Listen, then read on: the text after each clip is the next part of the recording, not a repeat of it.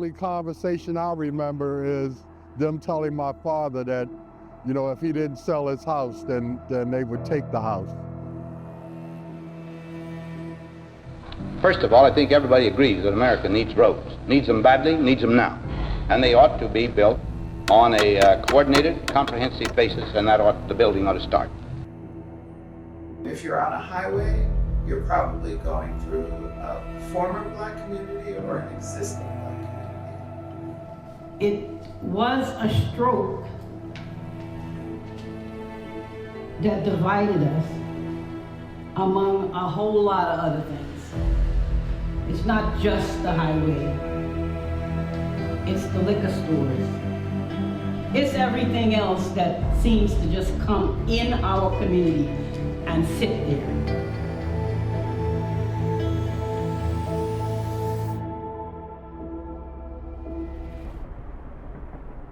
At the time, I was 19 years old and wasn't much concerned with things happening around me. I was young and thought about girls and cars.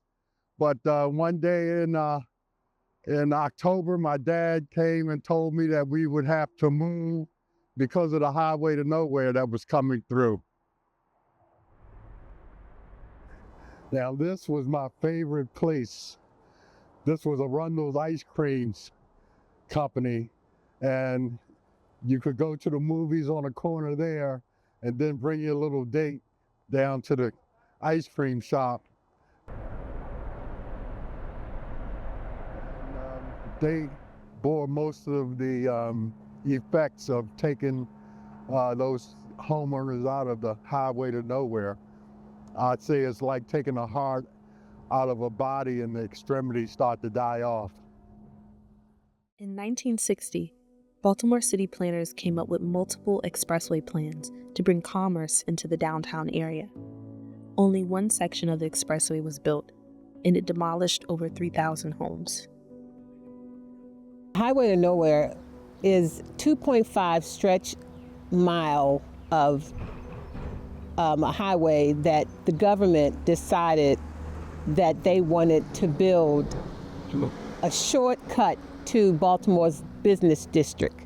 And this happened in 1968, and it displaced churches, homes, a lot of the affluent black community, and there are highways to nowhere in most cities. So this was intentional. Mysteriously, after they had taken 1,000 homes in Old West Baltimore, the construction of the road was stopped. And so all of the buildings and other elements that were supposed to be constructed along the roadway also were not constructed.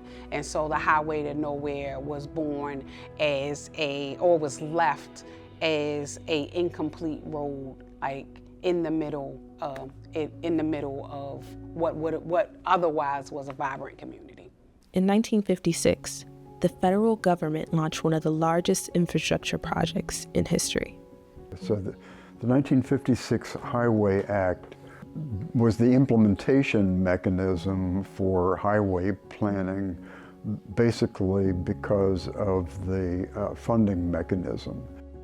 State governments were incentivized to build highways quickly, with the federal government matching 90% of funds with the state's 10%. Local governments were very anxious to take advantage of it.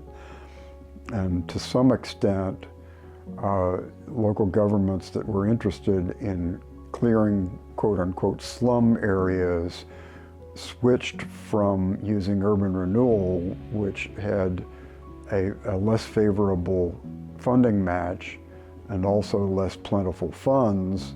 They switched from using urban renewal to the highway program to accomplish slum clearance.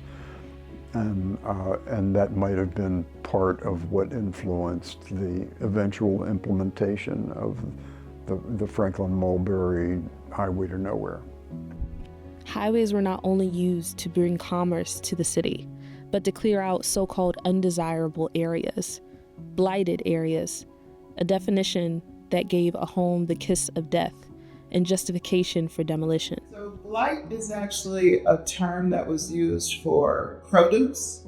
It's actually a natural term, meaning that something has some kind of infection or it's going to decay. And then it was taken to be used in the development context to designate a neighborhood and label it as blighted. If we translate it, it could mean vacant and abandoned housing. One might say, why not just say vacant and abandoned housing? But blight is also kind of a judgmental term, and it's an assessment. And just like we say, beauty is in the eye of the beholder, so is blight. When someone says it's an urban problem, by and large, they mean it's a black problem. So blight is used in the same way, but when you really dig into the policies that have helped to create and maintain blight, you can see it is a problem of racism, not a problem of race. After decades of disinvestment, the same communities once called blighted are now at the center of an $85 million redevelopment plan. This project represents the long-awaited repair for decades of damage, and we cannot risk missteps in miscommunications. Yet we were not consulted in advance of the preparation of the Reconnecting Communities construction grant, and when the $85.5 million grant was awarded, we were left again with no direct communication.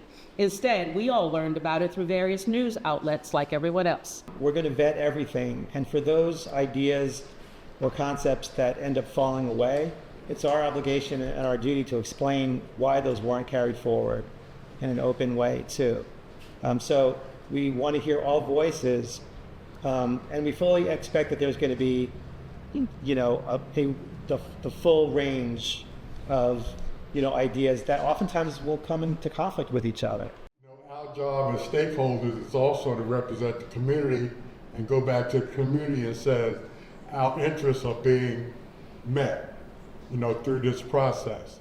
Long before and after the $85 million redevelopment plan, West Baltimore residents have been working to restore their communities according to their own vision. When the project to Nowhere Highway, all those things first came down the pipe, I had just moved back into the community. So I was very active in a lot of the meetings, the plannings, the charrettes, the da-da-da-da-das, only to see how with the stroke of a pen, a lot of that went away. So I'm thankful that we're having this coalition come forward. We are calling for generative development without displacement. We're calling for the work that we see being done by Black Woman Bill, that we see being done by Kiopa, that we see being done by Parity Homes. We're calling for policy to be put in place that supports the residents who exist in these neighborhoods, who live in these neighborhoods, who have kept the neighborhoods alive to be able to expand their vision for how they want to live, how they want to thrive in their homes.